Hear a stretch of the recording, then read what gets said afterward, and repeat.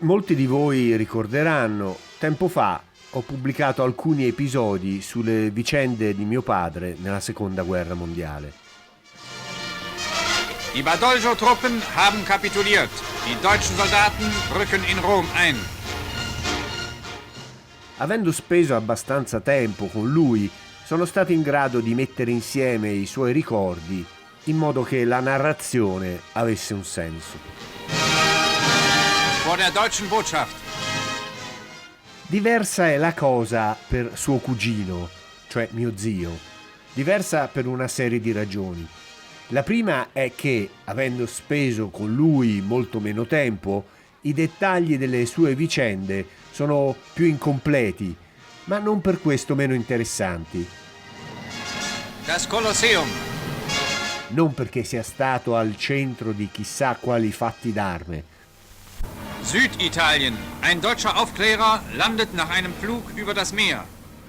Al contrario, ma perché le sue vicende durante la guerra ebbero alcuni sorprendenti risvolti.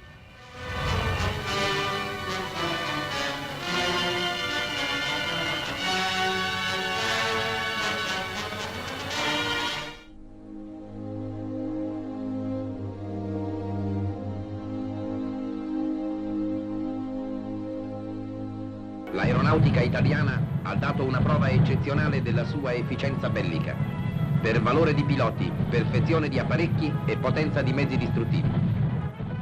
Mio zio era un paio d'anni più grande di mio padre e fu chiamato in servizio nel Regio Esercito nei primi anni della guerra.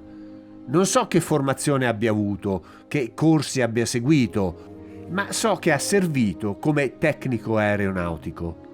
E so che era davvero bravo. Ho un fratello ingegnere che spesso diceva che se mio zio avesse studiato sarebbe stato un eccellente ingegnere. Ma di questo parleremo più tardi. Per quanto ne so, mio zio servì principalmente all'aeroporto di Falconara Marittima. Inutile ricordare che la guerra non stava andando bene e che all'8 settembre ci fu l'armistizio che tanta confusione e sofferenze avrebbe causato fra gli italiani. A questo punto della storia, nei frammentati racconti che ricordo, ci furono un paio di episodi che ho cercato di mettere insieme, anche se con qualche difficoltà. Anzi, se qualcuno di voi nei commenti riesce a fare un po' di luce sul contesto storico in cui quei fatti avvennero, sarà il benvenuto. Uno degli episodi che seguirono vide una pattuglia di tedeschi che bussò alla porta della sua abitazione.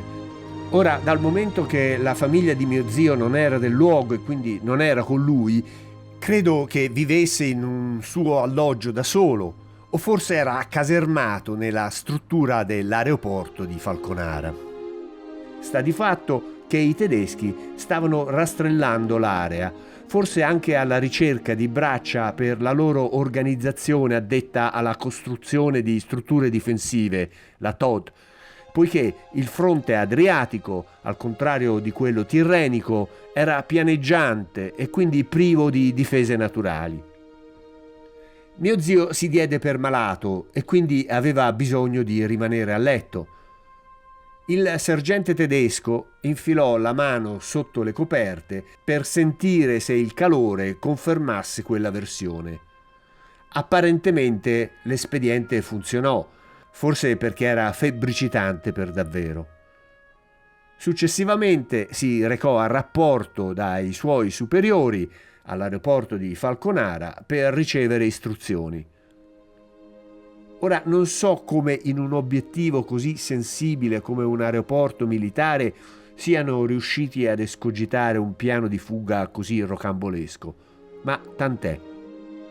In accordo con un suo superiore e con qualche altro aviere della base, apprestarono un apparecchio ancora in condizione di volare e di compiere la missione. Non so di che apparecchio si trattasse, ma non era certo un aereo da trasporto. Riuscirono comunque a ricavare lo spazio necessario per infilare un paio di avieri nella fusoliera e decollare di nascosto sotto il naso dei tedeschi, facendo rotta per il sud. immagino si diressero a Foggia o a qualche altro aeroporto in Puglia. Qui rientrarono a far parte della ora cobelligerante Regia Aeronautica. Il fronte ben presto risalì la penisola e mio zio ritornò a servire all'aeroporto di Falconara. Adesso però non faceva più assistenza agli apparecchi italiani, ma a quelli alleati. Non parlando inglese, posso solo immaginare come fosse difficile e forse anche comica l'interazione con i suoi nuovi colleghi. Dico comica perché ricordo chiaramente un episodio di cui mi parlò più di una volta. Un tecnico della Royal Air Force britannica non riusciva a rimontare sull'arma la molla di una mitragliatrice che aveva smontato. Così si fece dare una morsa in cui mise in compressione la molla per tutta la notte. Mio zio cercò di spiegargli che per sua natura una molla non può essere alterata anche se compressa, ma la sua osservazione fu ignorata con alterigia dall'inglese. La mattina seguente, quando il sergente Green, mio zio ricordava ancora il suo nome, provò a rimontare la molla sulla mitragliatrice, trovò le stesse identiche difficoltà del giorno prima. Mio zio dovette trattenere le risate per non creare un incidente diplomatico, per così dire, ma ricordo che alla tenera età di 80 anni raccontava ancora l'episodio sbellicandosi dalle risate. Dopo la fine della guerra fu promosso a maresciallo e continuò a servire nell'aeronautica fino all'età della pensione. Qualche anno dopo mio padre aveva comprato un vecchio casale nella campagna del Viterbese che, nonostante la ristrutturazione, come tutte le vecchie case, aveva bisogno di continua manutenzione. Così gli propose, di prendersi cura della proprietà, cosa che accettò volentieri. E, per quanto mi riguarda, per qualche anno, parte della mia estate da bambino, la spendevo in quella casa con mio zio. E tutte le storie che ricordo mi furono raccontate in quelle circostanze, mentre cucinavamo o andavamo a fare la spesa in paese. Andavamo in macchina, la sua macchina, una Citroën Diane, non esattamente una fuoriserie, ma il suo modo di guidare sulla strada sterrata e polverosa rendeva la cosa una specie di avventura. Mentre accelerava, prima, seconda, terza, quarta, simulava un rollaggio in pista e alla vertiginosa velocità di 60 km/h esclamava «Decollo!». Per la strana magia dell'infanzia, il mio pensiero andava allora a uno dei suoi pochi decolli che visse davvero e che mi raccontò, quello che lo portò in salvo oltre le linee.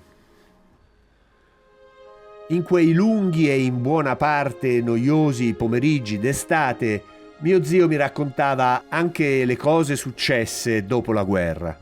Ad alcuni dei suoi colleghi, ad esempio, venne proposto di andare a lavorare come tecnici aeronautici in America. Poiché all'epoca mio zio si era appena fidanzato con quella che sarebbe poi diventata sua moglie, quindi mia zia acquisita, declinò l'offerta, che fu invece accettata da altri suoi colleghi. Rimasto in contatto con questi, forse rincontrandosi quando tornavano nella natia Italia per le vacanze, si scambiavano notizie. E loro gli raccontavano della vita che facevano in America, credo in una base in Texas. Parlavano dello stile di vita disinibito delle ragazze americane e addirittura di scambi di coppie fra quelli di loro che erano sposati. Probabilmente esageravano i fatti, forse per vantarsi o forse anche un po' per prenderlo in giro.